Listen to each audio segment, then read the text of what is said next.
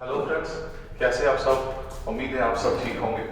तो आज हम कल के टॉपिक को कंटिन्यू करेंगे जो हमने कल पढ़ा था regarding the analysis of transactions. उसमें हमने सबसे पहले कल देखा था अमेरिकन अप्रोच। अमेरिकन अप्रोच में मैंने बेटा आप जी आपसे बात की थी कि उसमें हमारे पास टोटल 5 अकाउंट्स होते हैं, जिसमें पहला क्या था, एसेट अकाउंट। ठीक है, थोड़ा सा रिपीट कर लेते हैं क्या हमने कल कवर किया था। और दूसरा उसके बाद था दैट इज कैपिटल अकाउंट, और उसके बाद इसमें हमारे पास था लायबिलिटी अकाउंट, और इसके बाद हमने देखा इसमें हमारे पास था एक्सपेंसेस अकाउंट। ठीक है, और हमने इसमें देखा कि हमारे पास इसमें था फाइनली इनकम और रेवेन्यू अकाउंट, इनकम और रेवेन्यू अकाउंट। ठीक है, तो 5 अकाउंट्स हमारे टोटल इसमें कवर होते हैं। तो अमेरिकन अप्रोच, आप इसका दूसरा नाम है क्या, इसका दूसरा नाम है अकाउंटिंग इक्वेशन बेस्ड अप्रोच, और एक नाम भी के साथ भी इसको जानते हैं हम, इसको हम कहते हैं मॉडर्न अप्रोच ऑफ अकाउंटिंग। ठीक है, तो मॉडर्न अप्रोच ऑफ अकाउंटिंग कहता है कि हमारे पास सिर्फ और सिर्फ 5 अकाउंट्स है, और ये 5 अकाउंट्स जो है वो कौन कौन सा है। उसमें सबसे पहला एसेट अकाउंट, दूसरा कैपिटल अकाउंट, तीसरा liability account, fourth one is expenses account, fifth one is income और रेवेन्यू अकाउंट। ठीक है, तो फॉर्मूला क्या थी इसकी, वो हमने कल देखी थी, जिसमें मैंने कहा था debit the increase in assets, debit the increase in asset, credit the decrease in asset. So इसमें हमने क्या कहा था, credit the decrease in asset. ठीक है, तो यहाँ पे एसेट्स हमारे डिक्रीज होते थे। और एक्सपेंसेस की जब हमने बात की थी, एक्सपेंसेस में भी फॉर्मूला ऐसा ही है, तो वहां पे भी क्या कहते हैं, debit the increase in expenses, और दूसरा credit the decrease in expenses. Clear?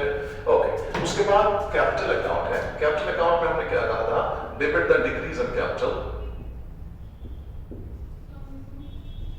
इनका उल्टा है इससे, जिसमें हमने देखा था कि इसमें इंक्रीज जो होता है बेटा जी, इंक्रीज एसेट अकाउंट का होता है और डेबिट हम करते हैं, और जब डिक्रीज होता है तो एसेट अकाउंट को हम क्रेडिट करते हैं। ऐसा ही सेम था किसमें, एक्सपेंसेस में भी। एक्सपेंसेस में हमने क्या कहा था, इंक्रीज इन एक्सपेंसेस डेबिट होगा और डिक्रीज इन एक्सपेंसेस क्रेडिट होगा। क्लियर? ओके, इसके बाद हमारे पास जो कैपिटल है, लायबिलिटी है और इनकम और रेवेन्यू है, that have the same formulas. ठीक है बेटा, अब इसमें क्या है, credit the increase in capital, credit the increase in capital। ठीक है, और इसमें लायबिलिटी हमारे पास जो है, that is debit the decrease in liability, debit the decrease in liability, credit the increase in liability, credit the increase in liability। Clear? Fine। और इसमें भी फॉर्मूला क्या है बेटा जी, debit the decrease in revenue, debit the decrease in revenue or income, credit the increase, credit the increase, credit the increase in revenue or income। These were the formulas।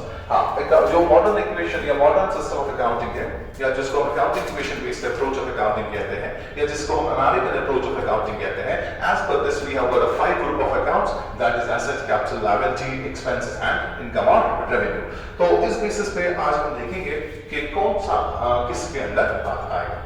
तो बेटा जी देख लीजिए, सबसे पहली बात है कि हम कुछ अकाउंट्स का कुछ नाम मैं बताता हूं, और हमें ये पता करना है कि ये किस ग्रुप से बिलोंग करता है।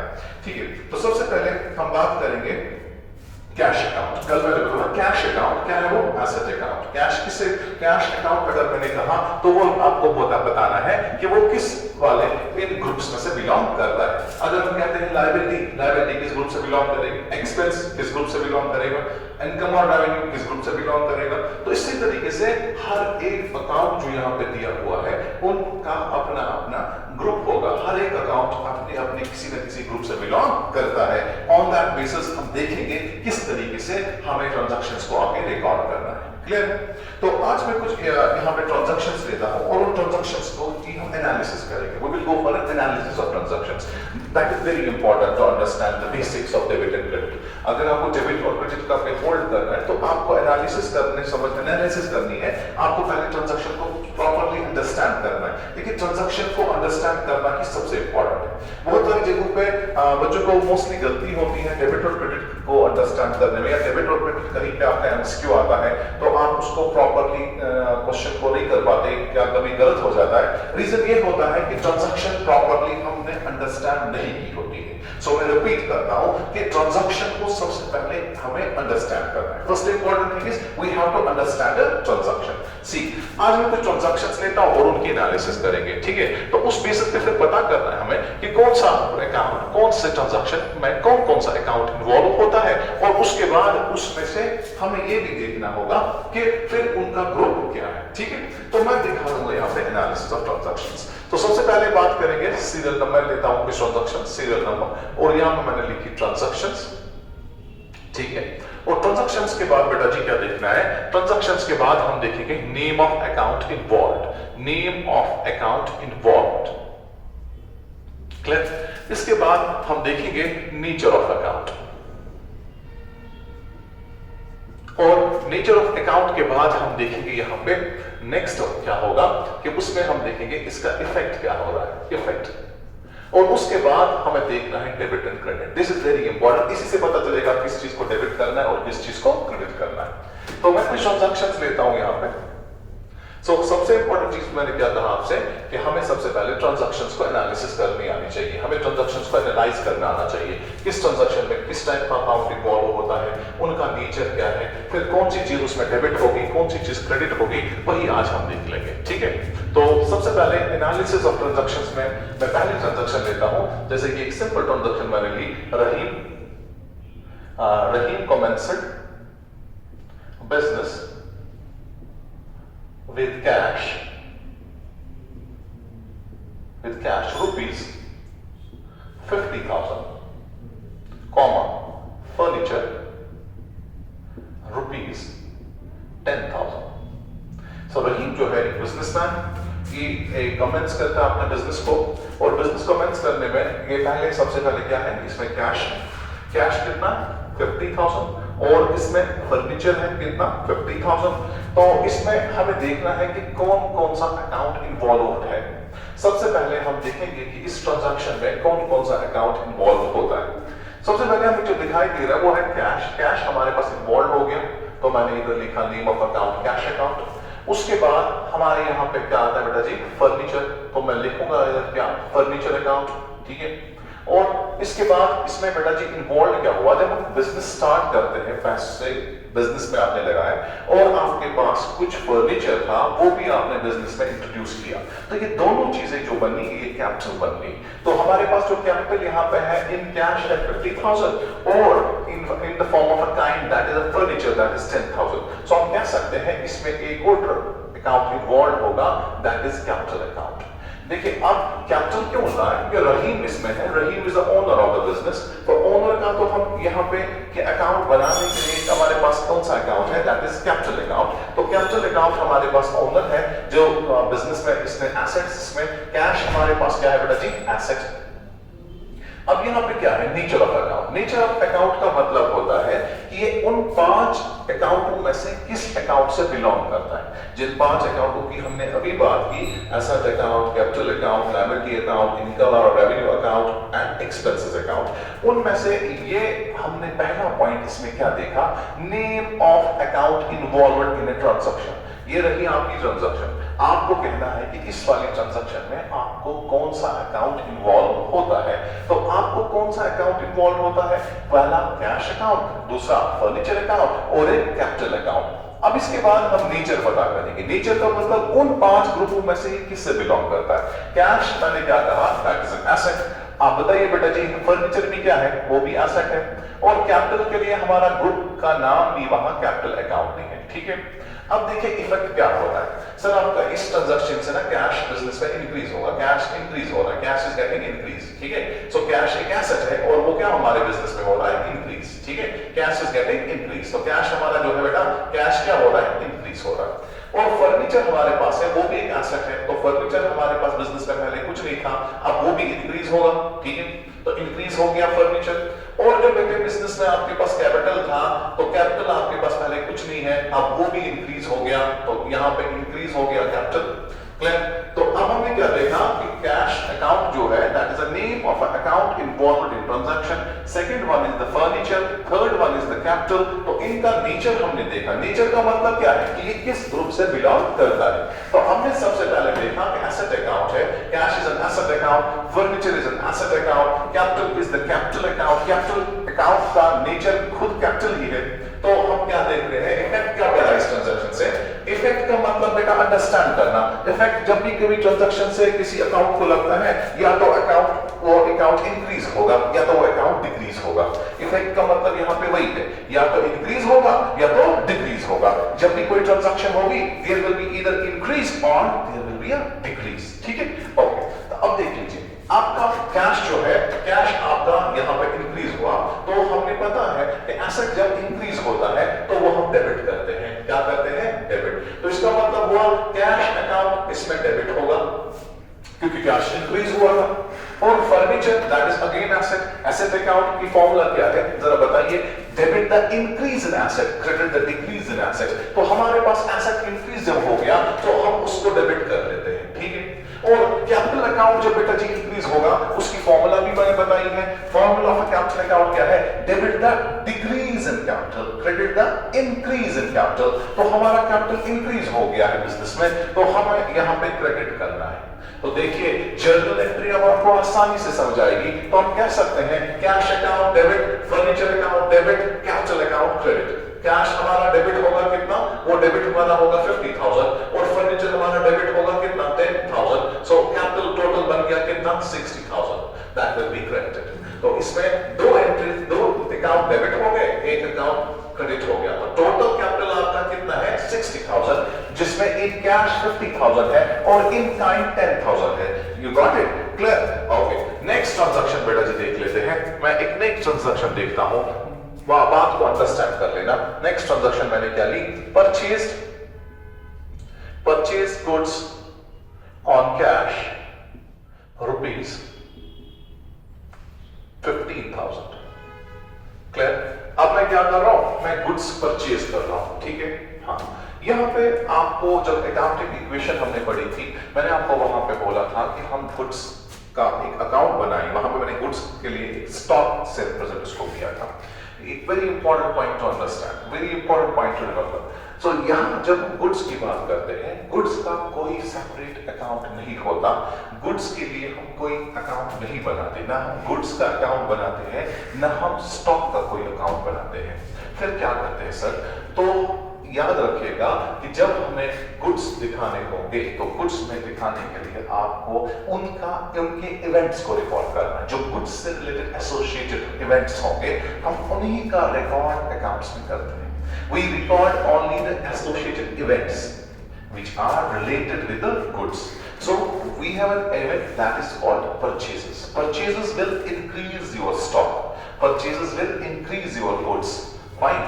And we have got another event that is associated with the goods. That is what is called as sales.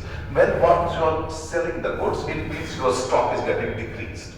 So when you are purchasing the goods, your stock gets increased. When you are selling the goods, your stock gets decreased. Fine? Okay. अब देखिए, so you are purchasing the goods and goods कितनों का purchase आपने किया? 15,000. Okay. तो 15,000 रुपयों का हमने माल खरीदा। तो कौन सा अकाउंट इन्वॉल्व होगा? Goods account? No, goods account बेटा जी इन्वॉल्व नहीं होगा। क्यों? क्योंकि मैंने पहले ही कहा गुड्स से रिलेटेड कोई अकाउंट ओपन नहीं किया जाएगा, स्टॉक से रिलेटेड कोई अकाउंट ओपन नहीं किया जाएगा। फिर क्या करना है सर? तो आपको उससे एसोसिएटेड इवेंट्स को रिकॉर्ड करना है। ठीक है। तो गुड्स से रिलेटेड एसोसिएटेड इवेंट्स मैंने आपको बताई कि वो दो होती है, एक जिसको हमने कहा परचेजेस और दूसरा जिसको हमने कहा सेल्स। सो इसमें एक अकाउंट इन्वॉल्व होगा दैट इज परचेजेस अकाउंट और दूसरा बेटा जी होगा इसमें that's called cash account. Okay. Now the question is what is the nature of purchases? Nature means बताइए उन 5 ग्रुपों में से एक किससे बिलोंग करता है? फाइन। तो परचेजेस हम मानते हैं एक्सपेंसेस। क्या मानते हैं? एक्सपेंसेस। सो परचेज किस अकाउंट से बिलोंग करता है? एक्सपेंसेस अकाउंट से। कैश किस अकाउंट से बिलोंग करता है? एसेट से। क्यों? क्योंकि हमने फिलहाल जो माल खरीदा अपने पैसों से लेकर, पैसे अपने लगाए, अपने पैसों से हमने माल खरीदा। जब तक ये सेल नहीं होगा तो तब तक हमारे ये जो हमने माल खरीदा वो हम एक्सपेंस मानते हैं। No doubt it's a stock, it's an asset, लेकिन यहां हमने इसका इवेंट देखा। इवेंट क्या है? परचेजेस। परचेजेस क्या है? एक्सपेंसेस। क्लियर? तो परचेज एक्सपेंसेस हमने माना। तो अब बताइए आपके जो ये परचेजेस आपने जो किए, इससे जो ये परचेजेस से रिलेटेड एक्सपेंसेस है ये इंक्रीज करेंगे। ये एक्सपेंसेस जो हमारे हैं ना, दैट इज परचेजेस को हमने क्या माना? परचेजेस को हमने एक्सपेंसेस माना। तो परचेजेस जो एक्सपेंसेस है वो हमारे इंक्रीज हुए। अभी तक हमारे पास माल पे हमने कोई खर्चा नहीं किया था। अभी मैंने माल खरीदा 15,000 का, तो माल को खरीदने पे हमें खर्चा हो गया। फाइन, कितना? 15,000। तो यहाँ पे हमारे पास क्या है? यहाँ पे परचेजेस हमने किए, एक्सपेंसेस इंक्रीज हो गए। फाइन। और दूसरा क्या है? एसेट। एसेट कौन सा है? कैश। आप बताइए कैश आज बढ़ेगा कि घटेगा? कैश आज कम होगा। क्यों? क्योंकि हमने माल लिया और उसको पैसे दिए, तो पैसा हमसे निकला, पैसा हमें रिड्यूस हो गया। तो कैश हमारे पास जो है, cash is going out, cash is going to decrease. Cash हमारा क्या होगा? डिक्रीज होगा। तो अब एक्सपेंस हमारा परचेज है। एक्सपेंसेस जब इंक्रीज होते हैं तो उनको हम क्या करते हैं? डेबिट। और जब cash that is an asset, जब एसेट डिक्रीज होता है उसको क्या करते हैं? क्रेडिट। तो क्या होगी? एंट्री। अब एंट्री इन दो से बनती है। एंट्री बेटा हमेशा नेम ऑफ अकाउंट से बनेगी, नेचर ऑफ अकाउंट से कभी एंट्री नहीं बनेगी। याद रख लेना, नेचर सिर्फ आपको डिटरमाइन करेगा किस चीज को डेबिट करना है, किस चीज को क्रेडिट करना है। यहां पे आपको क्या है? Purchase account. दूसरा क्या है? Cash account. परचेज हमारे पास जो है वो डेबिट हो जाएंगे और कैश जो हमारा है वो क्रेडिट हो जाएगा। क्यों? क्योंकि हमने कहा पर परचेज एक्सपेंस है, एक्सपेंस का इंक्रीज होना डेबिट होता है, और कैश एसेट है, कैश का डिक्रीज होना क्रेडिट है। Is this clear? तो आपने समझ लिया कि किस तरीके से ट्रांजैक्शंस को रिकॉर्ड हमें आगे जर्नल में करना है। Next is the transaction purchased goods on credit from Aamir. आपने अब रुपीज 30,000। फाइन।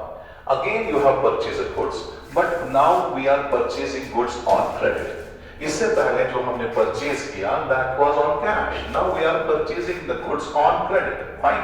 तो अब हम क्रेडिट पे परचेज कर रहे हैं। ठीक है, तो पहले बात यही है कि परचेज अकाउंट फिर से इन्वॉल्व होगा। हमें नकद में खरीदे या उधार पे खरीदे, खरीदा तो गुड्स है, तो परचेज हो गया। फाइन। हमने अब कैश अकाउंट यहां नहीं इन्वॉल्व होगा, यहां पे इस बंदे का नाम इन्वॉल्व होगा जिससे हमने उधार पे लिया, वो आमिर है। आमिर क्या है? ये हमारा क्रेडिटर है, हमारा आमिर क्रेडिटर है, क्योंकि हमने उधार पे इससे माल उठाया। अब हमने परचेजेस किए, तो परचेज बेटा जी क्या है? इसका नेचर हमने अभी समझा, that is an expense. Okay. और आमिर क्या है? आमिर हमारा क्रेडिटर है, आमिर हमारा क्रेडिटर है। तो क्रेडिटर जो हमारे पास होता है वो लायबिलिटी होती है, तो ये लायबिलिटी अकाउंट से बिलोंग करेगा। फाइन। तो एक्सपेंसेस हमारे परचेजेस हो गए, और आमिर जो हमारा क्रेडिटर है that is becomes a liability. So liability हमारी बन गई क्या? आमिर से रिलेटेड लायबिलिटी जो है वो यहां पे देखेंगे। तो अब यहां पे देख लीजिए बेटा जी, जो एक्सपेंसेस है क्या है? एक्सपेंसेस। ये एक्सपेंसेस फिर से इंक्रीज हो गए। परचेज जो हमारा एक्सपेंसेस है ये बेटा जी क्या हो गया? इंक्रीज हो गया। और हमें एक लायबिलिटी चढ़ गई, लायबिलिटी भी इंक्रीज हो गई। मैं कह रहा हूं आपसे, जो इफेक्ट का मतलब होता है या तो कोई चीज इंक्रीज होगा या तो कोई चीज डिक्रीज होगा। इफेक्ट का मतलब सिर्फ इतना ही है, कोई चीज इंक्रीज होगा या कोई चीज डिक्रीज होगा। अब यहां पे लायबिलिटी, लायबिलिटी का मतलब देख लीजिए, जो लायबिलिटी हमारी कौन सी है? आमिर। आमिर जो है यहां पे लायबिलिटी हो गई इंक्रीज, तो liability Aamir is a liability, so Aamir का हमें कर्जा चढ़ गया, तो आमिर को हमने इंक्रीज किया। तो अब हमने क्या करना है? परचेज अकाउंट जो है, जो हमारा नेचर उसका क्या है? एक्सपेंसेस। एक्सपेंसेस इंक्रीज होने के समय डेबिट होते हैं। फाइन। और लायबिलिटी जब इंक्रीज होती है उसकी फॉर्मूला क्या है लायबिलिटी की? हमने कहा था debit the decrease in liability, credit the increase in liability. तो हमारी लायबिलिटी यहां पे इंक्रीज हो गई। सो लायबिलिटी जब इंक्रीज हो गई तो यहां पे क्या करेंगे? क्रेडिट। तो अब देखिए जर्नल एंट्री क्या होगी? तो आपको किस अकाउंट को डेबिट करना है, किस अकाउंट को क्रेडिट करना है, तो ये तो क्लियर पता चलेगा। यहाँ पे आपको परचेज अकाउंट को डेबिट करना है और आमिर के अकाउंट को क्रेडिट करना है। Is that clear? इस वाले और इस वाले ट्रांजैक्शन में क्या फर्क है? यहां पे भी हमने परचेज ही किया था लेकिन ऑन कैश किया था, यहां पे हम परचेज कर रहे हैं लेकिन ऑन क्रेडिट कर रहे हैं। यहां पे एक लायबिलिटी अराइज हो गई, किसके नाम की? ऑन आमिर के नाम की। यहां पे हमने कैश ही दिया था, कैश डिक्रीज हो गया, परचेजेस इंक्रीज हो गए। परचेज इंक्रीज करना डेबिट हो गया, कैश डिक्रीज करना क्रेडिट हो गया। यहां पे परचेज इंक्रीज हो गए और यहां लायबिलिटी इंक्रीज हो गई, किसके नाम की? आमिर की। तो डेबिट ये हुआ, क्रेडिट इसको हमने किया। Is that clear? Very good. इसके बाद नेक्स्ट एक ट्रांजैक्शन में लेता हूं, पेड रेंट। Paid rent ₹500। हमने 500 रुपीज का रेंट पे किया है। क्लियर है? तो बताइए कौन कौन सा अकाउंट इसमें इन्वॉल्व हुआ? पहले name of the account involved in the transaction. इसमें सर हमने पे किया है तो इसमें सबसे पहली बात है कैश अकाउंट इन्वॉल्व होगा। और रेंट इसमें जो है सर, रेंट तो एक्सपेंस हमारे बिजनेस की है क्योंकि हम रेंट पे कर रहे हैं, तो रेंट यहां पे क्या है? और दूसरा अकाउंट क्या है? रेंट। तो कैश अकाउंट हमें पता है कैश क्या है? Cash is an asset account. Clear? और दूसरा उसके बाद क्या है बेटा जी? That is rent. रेंट क्या है? That is an expense. So expense account. Clear है? एक कैश अकाउंट आया, दूसरा रेंट अकाउंट आया। कैश हमारा एसेट है तो कैश हमारा जो एसेट है, कैश हमारा इंक्रीज हो जाएगा। और हमारा रेंट एक्सपेंस है, रेंट हमारी जो है वो भी इंक्रीज, हमने एक्सपेंस हो गया इंक्रीज। अभी तक मेरे पास रेंट फॉर एग्जांपल था 10,000 रुपए, अभी और 500 दिए तो इंक्रीज हो गई, अब 1500 बन गई रेंट। तो अब एक्सपेंसेस इंक्रीज होना क्या होता है? एक्सपेंस इंक्रीज होना। हाँ, यहां पे बेटा जी कैश को डिक्रीज करेंगे। क्यों? क्योंकि कैश हम पे कर रहे थे, कैश अकाउंट डिक्रीज होगा, नॉट इंक्रीज। क्लियर है? यहां पे ये डिक्रीज होगा। क्लियर? और रेंट हमारे इंक्रीज हो गई, तो इंक्रीज जब रेंट होगी तो उसको हम डेबिट करेंगे, और कैश जब डिक्रीज होगा उसको हम क्रेडिट करेंगे। तो क्या बन गई इसकी जर्नल एंट्री? जब हमें आगे करनी होगी तो कहेंगे rent account debit, cash account credit. हम बोलेंगे रेंट अकाउंट डेबिट होगा और कैश अकाउंट क्रेडिट होगा। Is that clear? Very good. हमने देखा जब भी कोई एक्सपेंस होगा वो हम जब पे करते हैं, कैश हमसे निकलेगा, cash will always get decrease on the payment of the expenses. Clear? Okay, next point, sold goods on cash ₹25,000। अब हमने क्या किया है? हमने आज माल भेजा है, गुड्स को हमने सेल किया है। सो गुड्स जो हम सेल करेंगे, अब जो गुड्स को हम सेल करेंगे इसमें कौन कौन सा अकाउंट इन्वॉल्व होगा? क्या गुड्स अकाउंट इन्वॉल्व होगा? बिल्कुल नहीं होगा। क्यों? क्योंकि हमने इससे गुड्स से रिलेटेड कोई अकाउंट ऑपरेट नहीं करते, हम गुड्स से एसोसिएटेड इवेंट्स को रिकॉर्ड करते हैं। तो यहां पे सबसे पहले कैश में है तो कैश इन्वॉल्व हुआ तो कैश अकाउंट होगा। और दूसरा बेटा जी इसमें क्या है? इसमें इन्वॉल्व होता है सेल्स अकाउंट। क्लियर है? तो कैश अकाउंट इन्वॉल्व होगा, दूसरा सेल होगा, गुड्स नहीं होंगे, सेल होगा। तो अब कैश आज हमारा क्या है? That is an asset, cash is an asset account. और सेल्स क्या है? सेल्स हमारा रेवेन्यू अकाउंट है, दैट इज इनकम आपकी है, ये रेवेन्यू अकाउंट और income account, we call it as a revenue और इनकम। क्लियर है? तो अब बताइए मुझे इस ट्रांजैक्शन से कैश इंक्रीज होगा कि डिक्रीज होगा? कैश इंक्रीज होगा, तो मैं लिख रहा हूं कैश हमारा इंक्रीज हो रहा है, so cash is getting increase. और हमारे पास जो सेल्स हुए उससे हमारा रेवेन्यू हुआ, तो रेवेन्यू जनरेट हो गया। रेवेन्यू जनरेट करने का मतलब क्या है? तो यहां पे हमारे सेल्स जो है ये भी इंक्रीज हो जाएंगे। क्लियर है? तो हमारे सेल्स भी यहां इंक्रीज हो गए। अब देखिए कैश क्या है? एसेट। एसेट जब इंक्रीज होता है तो डेबिट करते हैं। और नेक्स्ट आपको देखने की जरूरत भी नहीं है, अगर एक चीज डेबिट है तो दूसरा ऑटोमेटिकली क्रेडिट होगा, क्योंकि dual aspect of a transaction को रिकॉर्ड करना है। Double entry system of accounting, every debit has got its equal credit, every debit has got its equal credit. तो यहां पे हमारे पास इस ट्रांजैक्शन में डेबिट अगर हमारा कैश हुआ तो ऑटोमेटिकली सेल्स क्या होगा? Credit. By default credit sales होगा।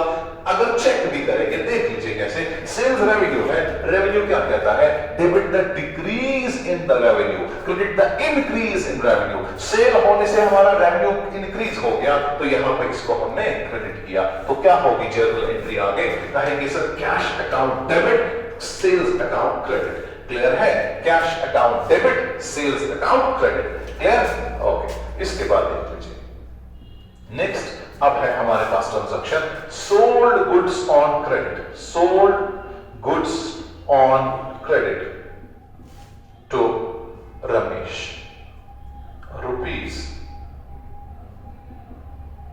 25,000। अब हमने फिर से सेल की है, लेकिन इस सेल और उस सेल में क्या फर्क है? ये कैश सेल थी, आज क्रेडिट सेल है। आज आपने क्या पैसा दिया? नहीं दिए, तो कैश इन्वॉल्व होगा? नहीं होगा। तो क्या लिखेंगे यहां पे? हमारे पास एक बेटा जी आएगा Ramesh. Fine. What we will see here, which account is getting involved? First is the Ramesh's account, and second one is the sales account. You got the point? Very good. So Ramesh is a account है, दूसरा बेटा जी sales account है। तो रमेश क्या है हमारे लिए? रमेश हमारा debtor बन गया। Fine. Ramesh is our debtor because he owes money to us. इसने उधार पे हमसे माल लिया, तो 25,000 रुपए रमेश के पास हमारे हैं। तो ये आपके पास क्या बन गई बेटे जी? रमेश जो है ये डेटर है। क्या है रमेश? रमेश हमारा डेटर है। तो ये सिंपली एसेट हो गया, because all debtors are your assets, all creditors are the liabilities. Fine. तो हमारा रमेश डेटर है, तो ये एसेट अकाउंट है। और सेल क्या है बेटा जी? रेवेन्यू। सेल क्या है? रेवेन्यू। तो आपने देखा कि हमारे पास अब जो इफेक्ट क्या है इस ट्रांजैक्शन से? क्या बढ़ेगा हमारा इफेक्ट? तो हमारे पास हमारा एक एसेट इंक्रीज होगा, asset in the form of Ramesh, asset in the form of Ramesh. तो रमेश एसेट है, ये इंक्रीज होगा हमारा एसेट। और रेवेन्यू बेटा जी जो है वो सेल आपकी जो है वो रेवेन्यू है। सेल क्या होगी? Sale is also getting increase. हमें पहले सेल 25,000 की थी इससे पहले, अब हमने सेल कितनी की है? और 25,000, लेकिन ये क्रेडिट पे की है। तो यहाँ पे क्या लिखेंगे? यहाँ पे डेबिट कौन होगा? डेबिट होगा Ramesh, because asset is getting increase और रेवेन्यू हमारा हो रहा है इंक्रीज, वो हो जाएगा क्रेडिट। फॉर्मूला क्या है? Debit the increase in asset, credit the decrease in asset, debit the decrease in revenue, credit the increase in revenue. On that basis आपने ट्रांजैक्शन को इवैल्यूएट किया। हम अभी क्या कर रहे हैं? We are doing the analysis of transaction. Analysis will help you to determine which account will get debit, which account will be get credit. तो किस अकाउंट को डेबिट बैलेंस में जाएंगे और किस अकाउंट को क्रेडिट में जाएगा, वो हमें हेल्प होगी। किससे? जब आप एनालिसिस करेंगे। जितनी ज्यादा आप एनालिसिस पे प्रैक्टिस करेंगे तो आसानी से आप ट्रांजैक्शन को देखते ही आप फिर कहेंगे ये इस अकाउंट डेबिट होगा, ये अकाउंट क्रेडिट होगा। और बेटा जी याद रखना, इस पे आपको 3-4 पॉइंट्स कवर होंगे। आपके एग्जाम से रिलेटेड ये इंपॉर्टेंट है कि जर्नल एंट्रीज जो है आपको, अगर हमने देखा पंचायत अकाउंट असिस्टेंट में, और उनके पास 3 से 4 पॉइंट्स कवर हुए थे। किससे? इस टॉपिक से। This is very important. 4 points इसमें कम से कम आपको निकलेंगे। क्लियर है? फाइन। अब नेक्स्ट इसके बाद हम क्या देख रहे हैं? नेक्स्ट ट्रांजैक्शन मैं लिख रहा हूं, यहां पे गौर से देख लेंगे बेटे। Sold goods, sold goods costing rupees 24,000 for rupees 27,000। अब देखिए ट्रांजैक्शन क्या कह रही है। आपने माल भेजा है, क्लियर, फाइन, ठीक है। कितने का माल हम भेज रहे हैं? 24,000 का, जो हमें पड़ा है कितने? 24,000, क्योंकि हमने खुद जब परचेज किया था इस माल को, हमें 24,000 पे हमने खरीदा था, और हम बेच रहे हैं कितने पे? 27,000 पे। तो कितनी डिफरेंस है इसमें? इसमें 3,000 की डिफरेंस है। तो सर 3,000 रुपए हमारा क्या है? That is a profit, that is a profit. Now question is, क्या हम सर यहाँ पे दिखाए? आपने हमें अकाउंटिंग इक्वेशन में बताया था कैपिटल हमारा इंक्रीज प्रॉफिट से होगा, बिल्कुल होगा। अब लेकिन यहाँ पे याद रखिए, जब हम रिकॉर्डिंग ऑफ ट्रांजैक्शंस करते हैं, हम इंडिविजुअल ट्रांजैक्शंस के बाद प्रॉफिट को कैलकुलेट नहीं करते। हम प्रॉफिट कैलकुलेशन सिर्फ एक ही बार करेंगे, क्योंकि हम फिर फाइनली जो प्रॉफिट एंड लॉस अकाउंट या ट्रेडिंग अकाउंट बनाएंगे, वही अकाउंट हमें टोटल पूरे साल का प्रॉफिट डिटरमाइन करता है।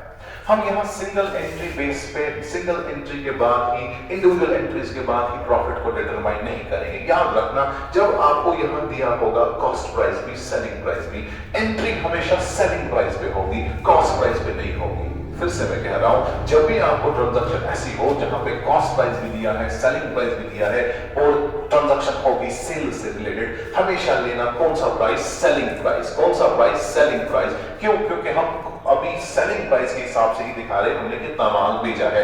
ये नहीं हमें मेंशन करना है कि इसमें अमाउंट पहले कितना था कॉस्ट और कितना था selling price. We have nothing to do with the cost price. We have here to record a transaction based on the selling price, not on cost cost price. तो क्या होगी यहाँ पे एंट्री, हमने कैश पे मान लीजिए लेना है, ठीक है, ऑन कैश। तो इसमें सिंपली होगा कैश अकाउंट होगा इन्वॉल्व एक, दूसरा होगा सेल्स अकाउंट इन्वॉल्व। तो कैश क्या बना हमारा, cash is an asset, cash is an asset, तो एसेट अकाउंट होगा। और सेल जो है, सेल्स हमारे जो हमारे पास अभी मैंने कहा था सेल इज अ रेवेन्यू, तो रेवेन्यू अकाउंट यहाँ पे आएगा। सो एसेट अकाउंट हमारा जो है कैश, कैश हमारा इंक्रीज होगा। और जो हमारे पास ये सेल है, सेल्स हमारी जो है, सेल्स हमारी यहाँ पर रेवेन्यू, वो भी क्या होगी, इंक्रीज। क्लियर है? तो कैश यहाँ पे हमारे पास क्या होगा, कैश यहाँ पे डेबिट होगा और सेल्स यहाँ पे क्रेडिट होगी। Is this clear? क्लियर है? Very good. तो इसके बाद हम कुछ और ट्रांजैक्शंस देखेंगे। तो अभी तक इतना ही, कल इसमें और हमारे ट्रांजैक्शंस रिकॉर्ड हम दिखाएंगे। नेक्स्ट वीडियो में और ट्रांजैक्शंस को एनालाइज करेंगे, ठीक है?